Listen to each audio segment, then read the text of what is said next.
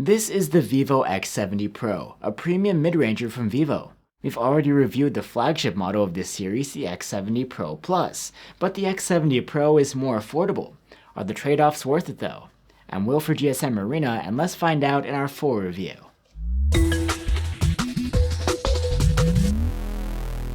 The vivo X70 Pro is a phone that's been out for a few months already, but could be a good deal for someone looking for a camera-centric mid-ranger.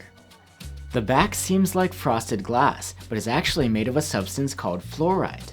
The glass camera bump is on the bigger side and sticks out a bit, but it's nothing so over the top like the Plus model, which had a sort of mirror next to it. Overall, the X70 Pro feels quite premium, and at the same time, lightweight and easy to wield. You don't get any ingress protection here though, unlike the Pro Plus, which is IP68 rated. The display here is a bit different too. It's a curved 6.56-inch AMOLED with a 1080p resolution and a fast 120Hz refresh rate. This is opposed to the 6.78-inch LTPO AMOLED on the X70 Pro Plus, which has a QHD resolution and 10-bit color. Still, this display is more than adequate. The fast refresh rate smooths out your swiping and scrolling, and you also get a responsive 240Hz touch sampling rate. There's also HDR10+ support, and content looks great here. Color accuracy can be excellent, depending on your color profile and settings. And max brightness is impressive too. We measured a max of 460 nits with the manual slider, and a boost up to around 1000 in auto mode in bright conditions. The vivo X70 Pro does fall behind competitors and even the Pro Plus model when it comes to audio. Instead of stereo speakers, there's just a single one. It earned a score of good on our loudness chart, but the bass and mids were lacking.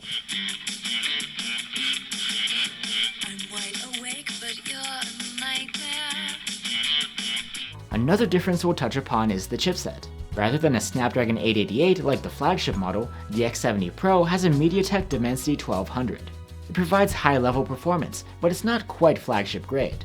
Still, while in benchmarks the X70 Pro does struggle to keep up with the flagships, in real-world use it's snappy enough. It does seem to be quite power efficient too. The X70 Pro has a 4450 mAh battery, and it was able to score an excellent endurance rating of 123 hours, much more than the Plus model.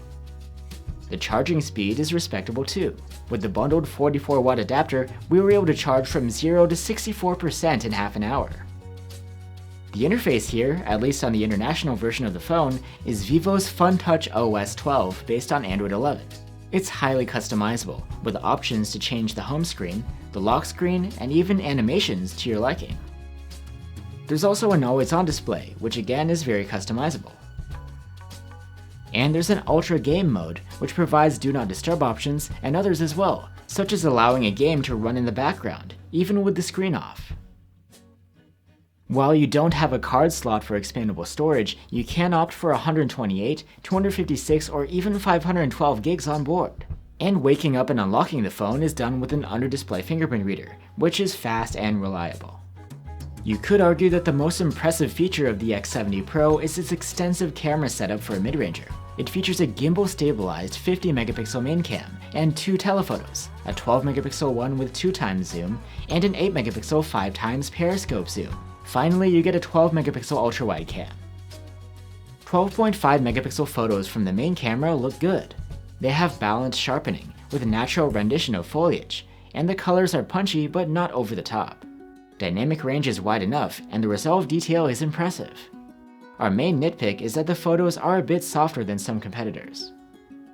2x zoomed photos are excellent, with a lot of detail, wide dynamic range, and punchy colors. And they're sharp too. If there's plenty of light, the 5x periscope zoom matches the great detail and sharpness of the other telephoto cam, and dynamic range is pretty good. In less ideal situations though, the photos come out considerably softer and noisier, but they're still decent. Shots from the ultra-wide cam have processing that doesn't really match the other three cameras. Colors are less vibrant, and the dynamic range is narrower. Still, there's plenty of detail, and the distortion correction does a great job. And since the ultra-wide has autofocus, you can take close-up macro shots with it.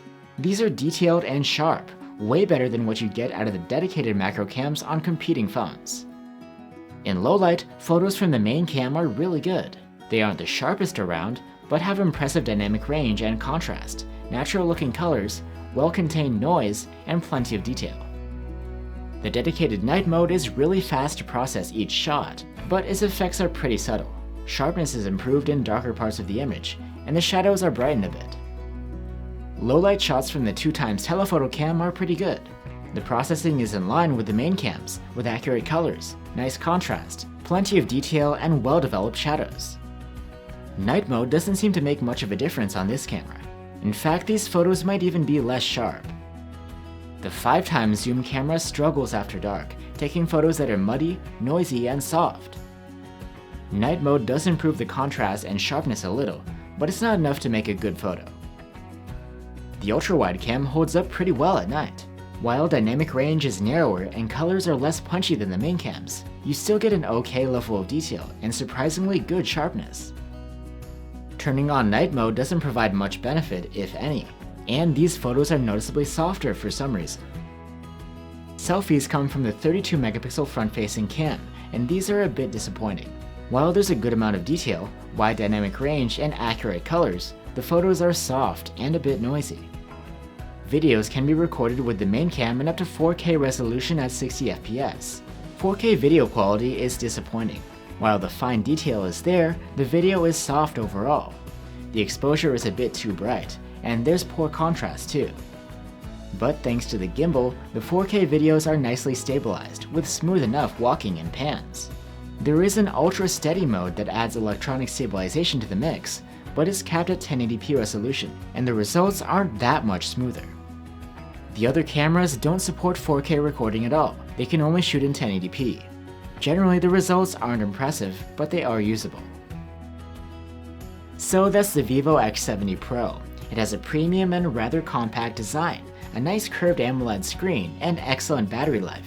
And of course, there's a very versatile set of cameras that take great still photos. However, compared to the Pro Plus, or even some cheaper alternatives, there are some shortcomings here. You don't get waterproofing, stereo speakers, or a flagship chipset, and the quality of video recording leaves more to be desired. But still, it's pretty hard to find a mid-ranger at this price with such diversity when it comes to still photography, and if that's what you're after, the X70 Pro is worth looking into. Thanks for watching, guys. Stay safe and see you on the next one.